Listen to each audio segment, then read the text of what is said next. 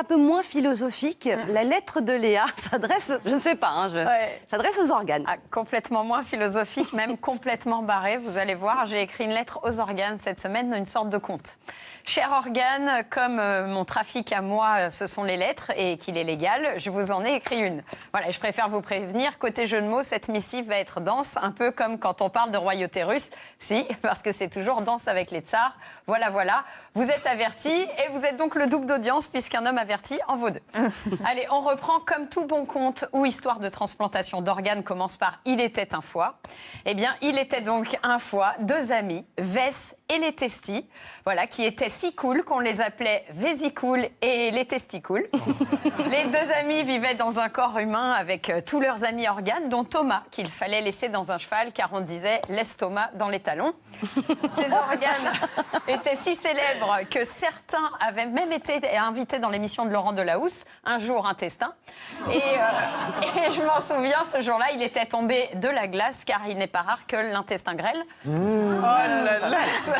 Tout ce beau monde vivait en coloc, dans un grand corps pas malade, avec leurs animaux. Alors, ils avaient de nombreux coqs, mais ils aimaient tous... Enfin, ils les aimaient tous, mais même si le coccyx était leur préféré.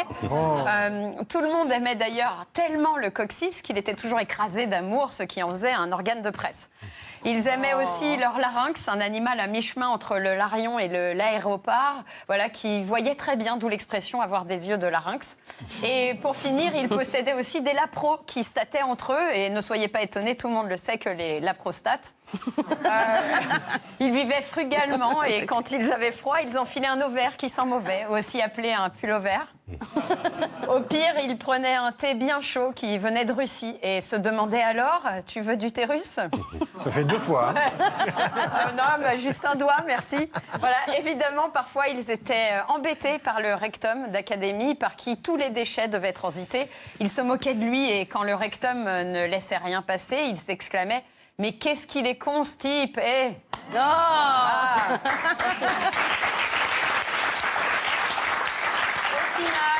S'il était parfois un peu nauséabond, les organes décidèrent de ne pas condamner le rectum à une peine de prison dans un pénis entier. Certains dirent d'ailleurs que l'inverse, c'est-à-dire de mettre le pénis entier dans le rectum, était envisageable, mais voilà, on ne va pas tout savoir. Tous ces organes étaient évidemment entourés de leur famille. Ainsi, les testicules avaient une mère paresseuse à qui ils disaient « Alors, tu glandes, ma mère ?» Voilà. Mais cela ne lui faisait ni chaud ni froid et elle continuait de se reposer sur son amie rénale, car ce qu'elle aimait par-dessus tout, c'était la glande surrénale. Malheureusement, quelques années plus tard, rénale vint à disparaître et face à cette forte insuffisance rénale, les reins se transformèrent en démons extrêmement minces, de véritables diablétiques. Ils firent donc une grève totale. Or, seule la greffe sauve de la grève. Tous se mirent donc à attendre un donneur. On leur proposa de nombreux bras de donneurs, ainsi que des doigts de donneurs, mais ils attendaient un rein de donneur en parfait état. Or, il advint qu'un beau jour, un donneur qui n'était pas un babacool, ce n'était donc pas un donneur qui est bab, se présenta et grâce à ce don, tous les autres organes devaient être enfin libérés de la dialyse. Certes, ce fut difficile et ils durent prendre de nombreux médicaments qui les firent planer. Et forcément, quand on plane, on a le cerf-volant. Mais au final, la greffe fut acceptée et grâce à ce merveilleux cadeau qu'est le don d'organes, tous vécurent heureux de nombreuses années. Moralité, n'écoutez pas les âneries d'Éric Zemmour, car on voit bien avec ce récit qu'un seul étranger peut sauver la vie de toute une communauté.